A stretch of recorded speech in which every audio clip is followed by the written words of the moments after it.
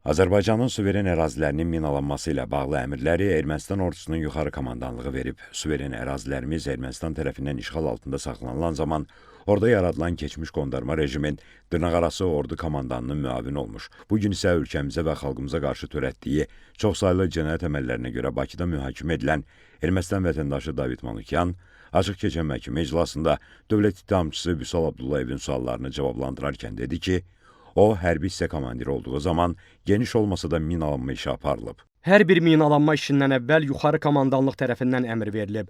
Əmrdə aydın şəkildə yazılıb ki, formulyarlar, xəritələr, sxemlər neçə nüsxədə hazırlanmalıdır. Orada hansı ünvana nə göndərilməsi ilə bağlı ünvanlar da qeyd olunub. Biz əmrdə qeyd olunan maddələrə əsasən fəaliyyət göstərmişik. Təqsirləndirilən formulyarlara, sxemlərə, xəritələrə kimlərin baxmaq səlahiyyəti vardı sualını isə belə cavablandırdı. Bu, mühəndis işləri ilə məşğul olan mühəndis xidmət tərəfindən icra olunur. Məxfi hissənin rəisi, təbii ki, qərargah rəisi və hərbi hissə komandiri də. Qərargahın icazəsi ilə yalnız əlaqəli və məsul şəxslər də bu sənədlərlə işləyə bilərlər. David Manukyan dedi ki, o bununla bağlı formulyarları və sxemləri yuxarı rəhbərliyə, yəni diviziya komandirinə göndərib. Əlavə etdi ki, ondan yuxarı hansı dairəyə getdiyini dəqiq deyə bilmir. Korpus komandiri olduqdan sonraki dövrlə bağlı isə qeyd etdi ki, formulyarlar korpusda saxlanılırdı. David Manukyan bildirdi ki, hansı hərbi hissəyə nə qədər mina lazım idisə, onun konkret çıxış nöqtələri müəyyənləşdirilirdi. Bir hissəsi bastırılması, bir hissəsi isə saxlanılması üçün verilirdi. Əmrdə yerləşdirmə vaxtı yeri göstərilirdi. İddia etdi ki, minalar təhlükəli yerlərdə, düşmənin kəşfiyyat qruplarının daxil ola biləcəyi istiqamətlərdə yerləşdirilib. David Manukyan Azərbaycan ərazilərində döyüşən 86 nəfərdən ibarət dırnaqarası cəsurlar dəstəsi və onun tərkibindəki muzlularla bağlı suala cavabda bildirdi ki, bu Ermənistanın Müdafiə Nazirliyi tərəfindən yaradılıb və o tərkibdən xəbərsiz olub. Bu dəstə deyil, bölükdür. Müdafiə Nazirliyi tərəfindən yaradılıb, dövlət qurumları tərəfindən formalaşdırılıb, müdafiə strukturuna göndərilib. Təkcə bu deyil, belə tipli başqa bölüklərdə. Həmin bölüklərdə müxtəlif yaş kateqoriyasına aid şəxslər vardı. Təqsirləndirilən əsir və girovluqda saxlanılan zaman azərbaycanlılara işgəncələrin verilməsi faktları ilə bağlı sualları cavablandırarkən bundan xəbərsiz olduğunu iddia etdi. Bildirdi ki, kim həmin şəxslərə necə rəftar edibsə, vicdanına görə cavab etdi. Mənsə belə deyim, bugünədək mənə qarşı heç bir fiziki zorakılıq olmayıb. David Manukyan qondarma rejimin dırnaqarası müdafiə ordusu komandanının birinci müavini vəzifəsinə təyin edilən zaman 2020-ci ilin yanvarında Ermənistanın baş nazirinin və general-mayor rütbəsi ilə bağlı prezidentin yanında olduğunu dedi. Bildirdi ki, həmin vaxt Ermənistanın müdafiə naziri David Tanayan idi. Bundan sonra məhkəmədə növbəti video nümayiş olundu. Qeyd edildi ki, video 2019-cu ildə Ermənistanın müdafiə naziri David Tanayanın New Yorkda erməni diasporunun qarşısında çıxışı zamanı lentə alınıb. David Tanayan çıxışında sülhə qarşı olduğunu bildirərək yeni müharibə və yeni ərazilər iddiası ilə çıxış edir. Bununla bağlı açıq bəyanat verir. Bildirir ki, güzəşt yoxdur, amma kompromis mümkündür.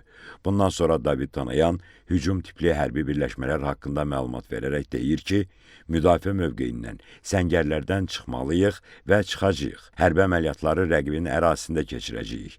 David Tanayan Ermənistan ordusunda həyata keçirilən proqramlardan, görüləcək işlərdən və erməni diasporunun buna verdiyi dəstəkdən danışır. Məhkəmədə David Manukyan tabe olduğu şəxsin hərəkətinə görə cavab verə bilmədiyini iddia etdi. Bundan sonra məhkəmədə qondarma qurumun dırnaqarası qərargah rəisi Kamov Vardanyanın Azərbaycanın yeni yaşayış məntəqələrinin atəşlə məhv edilməsinə dair 2020-ci il sentyabrın 25-də imzaladığı əmr nümayiş olundu. Həmin məxfi sənəddə hərbi hissələrə qeyd edilən tələblərin yerinə yetirilməsi və bu barədə məruz edilməsi əmr olunur. Birləşmələrin və hərbi hissələrin komandirlərinə tapşırıq verilir ki, 2020-ci il sentyabrın 28-nədək əlavədə qeyd olunan yaşayış məntəqələrinin atəşlə məhvi təmin edilsin. Artilleriya hərbi hissələrində 40 km məsafədə vura bilən raketlərlə atəş açmaq üçün konkret M21 stansiyası ayrılsın. Bu stansiya üçün nəzərdə tutulmuş 80 raketdən 40-ı daimi döyüş vəziyyətində maşınlarda saxlanılsın. Qalan 40 raket isə döyüş mövqeyinə çıxmazdan əvvəl yüklənsin. Dırnaqarası müdafiə ordusunun, yəni Ermənistan Silahlı Qüvvələrinin ən böyük silahlı birləşməsinin artilleriya üzrə komandirinin müavini əmrin icrasına nəzarəti üzərinə götürsün. Əmr dırnaqarası müdafiə ordusunun komandirinin müavinlərinə, əməliyyat şöbəsinə, qərargahlara, birləşmələrin və hərbi hissələrin komandirlərinə ünvanlanır. Əlavədə atəşlə məhv edilməyə məruz qalacaq yaşayış məntəqələrinin siyahısı göstərilir. Həmin yaşayış məntəqələri siyahısında Azərbaycanın çoxsaylı kənd və qəsəbələri, rayon və şəhərləri, o cümlədən Beyləqan, Ağcabədi, Naftalan, Bərdə, Yevlax, Mingəçevir və Gəncə qeyd olunur. David Manukyan bununla bağlı dövlət ittihamçısının sualını cavablandırmaqdan yayındı.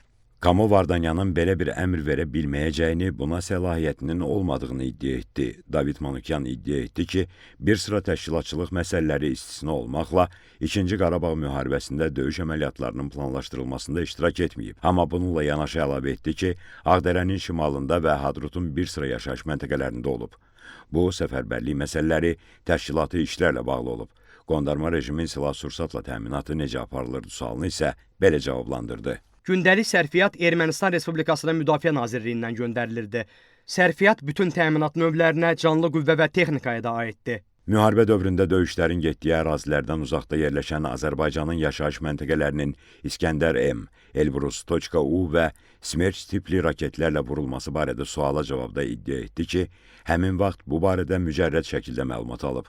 Qondarma rejimin dırnaqarası müdafiə ordusunun Ermənistan Silahlı Qüvvələrinin ən böyük silahlı birləşməsinin ştat strukturunda belə silahlar olmayıb. Məhkəmə prosesi iyunun 20-sində davam etdiriləcək. Bakı Hərbi Məhkəməsində hakimlər Zeynal Ağayevin sədrliyi, Camal Ramazanov və Anar Rızayevdən ibarət tərkibdə keçirilən məhkəmə iclasında zərər çəkmiş şəxslərin bir qismi, onların hüquqi varisləri və nümayəndələri də iştirak edirlər. Qeyd edək ki, Ermənistan dövlətinin, onun dövlət qurumlarının vəzifəli şəxslərinin, hərbi qüvvələrinin və qanunsuz silahlı birləşmələrin bilavasitə rəhbərliyi və iştirakı, şifahi yazılı qaydada verdiyi tapşırıq, göstəriş və təlimatları, maddi, texniki, şəxsi heyətlə verdiyi dəstəyi, mərkəzi qaydada idarəçiliyi əsasında, eləcə də ciddi nəzarət altında Azərbaycan ərazisində daxili və beynəlxalq hüquq normalarına zidd şəkildə Azərbaycana hərbi təcavüz etmək məqsədi ilə yaradılmış, həmçinin Robert Köçəryan, Serj Sarkisyan, Vazgen Manukyan, Vazgen Sarkisyan, Samvel Babayan, Vitali Balasanyan, Zori Balayan, Seyran Ohanyan, Arşavir Qaramyan, Monte Melkanyan və digərlərinin rəhbərliyi, bilavasitə və dolayı iştirakları ilə Ermənistan dövləti, o cümlədən sözgedən cinayətkar birlik tərəfindən aparılan təcavüzkar müharibənin gedişində törədilmiş çoxsaylı cinayət faktlarına dair cinayət işi üzrə 15 nəfər erməni əsilli təqsirləndirilən şəxs ittiham edilir.